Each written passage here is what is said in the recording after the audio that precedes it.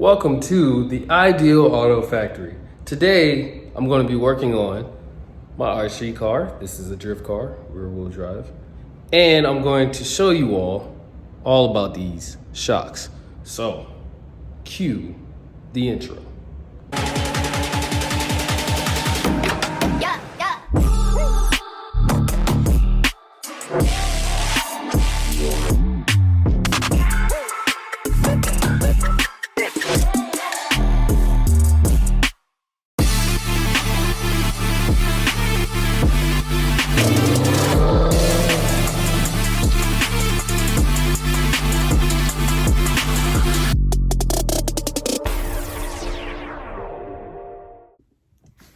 Here is my drift car, MST RRX 2.0S with a carbon chassis.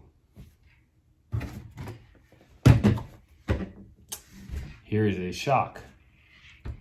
You have the rod end, you have the retainer for the actual spring right here.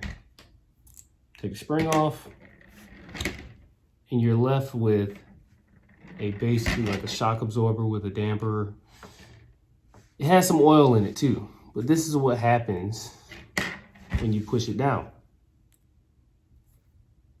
Did you see that? It rises. So I have 4 of these with this and the retainer on that car over there.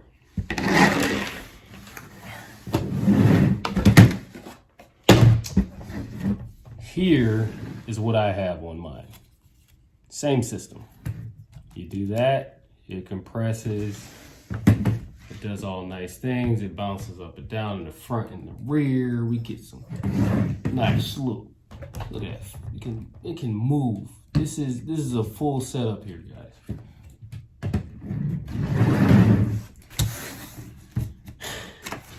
The shocks that are on it are Racing Big Bore Go 60mm shocks. They come with soft, medium, and hard springs. So that's 4 hard springs, 4 medium springs, and 4 soft springs. Before I get started, I want to show you guys how to quickly make a shock holder or a shock mount, so you can work on all your shocks. All you need is a box that something was shipped in, preferably smaller than bigger. And you can do it like this. You can set it down like this. You can set it down like this. Doesn't really matter. Then you're gonna take a body reamer. This is something that you should have if you've ever gotten a kit to work on bodies. But pretty much, you're gonna ream out 4 holes all the way to the end of the hole, of the body reamer, I mean. So once you do that, you have a hole that a shock can go into. You can put your shock inside the hole and it rests in there where you have access to pull it down, push it up. All of that will come into play later, but I just wanted to show you that really quickly. Don't go out and buy one of these shock mounts. I mean, you could, okay, hey, more power to you, but that's something I didn't want to spend money on, so I did it this way. Now I'm going to show you some parts to this that you're going to see when I dive deep. Here's a piston. This piston has 4 holes in it. Preferably you want 6 to 8 holes when you're using a drift car. That means the spring will get really bouncy. It will react way faster with more holes in it than 4, because that means the shock oil has way more room to move freely up and down in the shock cavity. Let's use cavity. Next, seeing as though this is already dampened and it goes back down, we have oil in this one. So you twist the top off, and then there goes the top of the shock. And inside there is a bladder. Mine will be blue in the video. So you have a bladder and then the shock top. And in here is where the piston is connected to the rod. And of course, the end result is that when you put it all together, you end up with a perfectly functioning shock. All right, 45 weight shock coil. You see a closed shock on your left, and then to your right, we're diving into the open shock with the shock top off. Inside is the 4-hole piston, and we're going to fill it up with 45 weight shock oil. Let's get to it.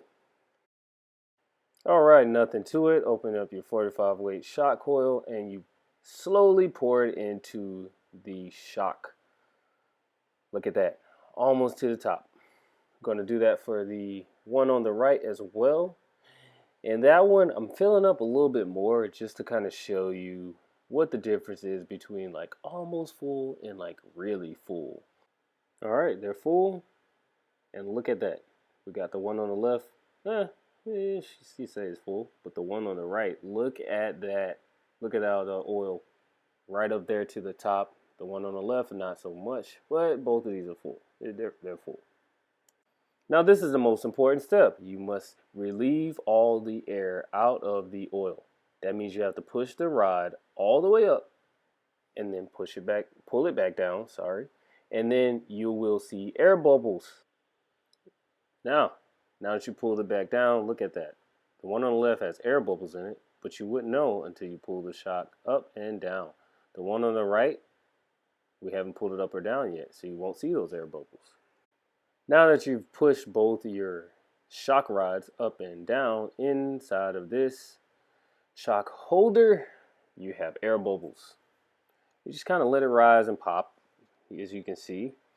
And then after a while, you'll end up with no air bubbles being shown at the top.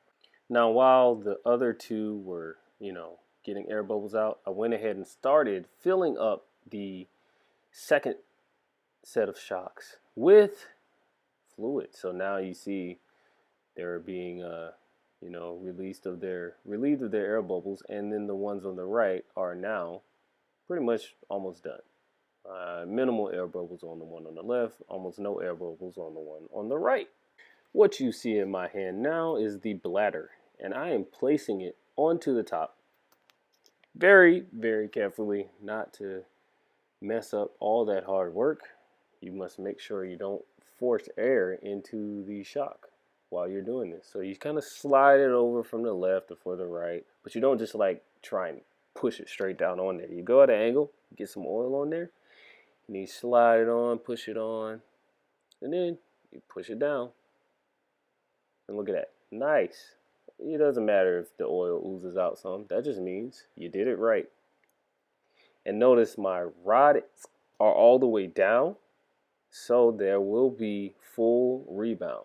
Full rebound means rods all the way out when you put the bladder on top. And no rebound means rods all the way in when you put the bladder on top. Next, you want to grab the rod end for the top half of the shock and place it on top of the bladder. Sometimes they come together, sometimes they come separate from the screw. So this one comes separate from the screw. As you can see, I'm putting it on both. And then afterwards, what I'm going to do is screw on the shock cap. It has a hole in the center so the rod end can go through, or the shock top end can go through, and now I'm twisting it on. Of course, to finish this, I need two hands to make sure it's really tight. As you can see, it's spinning, but you get the idea. After you have successfully tightened it, you can test your shock. Watch that rebound. Full compress, and then it pushes back out on its own. That's really what you want to go for when it comes to drifting, but it moves out a little too slow. So that's why I said it's better to have more than four holes in the shock. Now your best case scenario is when the rebound on both shocks for the front or the rear are the same. That's what I'm testing right now. You can see they both come out at identical speeds, which means the rebound is pretty much 100% identical for both shocks. So beautiful.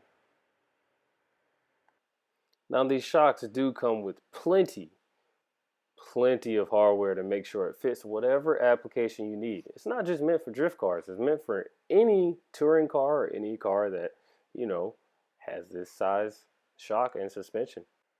Now here I am on my plastic version of the RRX 2.0S. I'm going to take off this front shock, and the first thing I have to do is, release it from the top, release it from the bottom, ball in, and then I'm going to place all the required hardware onto the chassis before I put the shock on. Now right now I'm figuring out which hardness I want to use. I believe I went with the medium on the front, and so there it is. It's going on, and it's pretty straightforward. You might need a little force, but there's nothing really to it. Make sure you put both of them at the same height, and then you can go ahead and install it. As you probably saw, it wasn't going to work. So I ended up having to use the hardware that came with it to install it onto this vehicle. Now, I went ahead and used a combination of ball ends and, I don't even know what half the stuff is called. I'm just let you know now. I just do whatever it takes to make sure it fits. So there it is, going on for the first time in its perfect fit. And it's going to look so good when I get it all the way on there. Trust me. Took a little work. Look at that. Pliers came out and everything. But I got it on there. Where there's a will, there's a way. Now on to the rear. You can already tell this is a purple setup here. It's been through some things. So, business as usual. Take all the things you need off, place all the new hardware on, and then the shocks can go on. Now back here, my car is a little different. I have a slide tie RMX to YD2 gearbox conversion, and that's why I have to mount my shocks a certain way back here. Looks a little different, but don't you worry. Oh, it slides pretty well. So go ahead and put them on the same way you did the fronts. Make sure you put them at the right height. Put the soft shocks on. That's what I did on this one. I put the soft shocks on, and I go ahead and use that pliers again. Wasted no time this time. I made sure it was put on correctly. And that's how you put a shock on a car. Now, here is that car that I put it on. This is my plastic RRX. This one right here is the one that you saw me installing the shock on in the video. Now, look at that. It bounces up and down really fast. You saw how slow the rebound was on the shock when it was in the video. I went ahead and changed the pistons out. That white circle, I changed that to an 8-hole piston. I kind of drilled it out myself. Did my own little thing, y'all. And then that's how I was able to make it more responsive in the front and the rear as well. So in the rear, it does the same thing. Now, what that effectively did was made my car more responsive, and long story short, it's just better to drive now. And that's going to do it for today's video. Now, I hope you learned something. I never gave the price, but I hope you saw it in the video. Those are $30 shocks.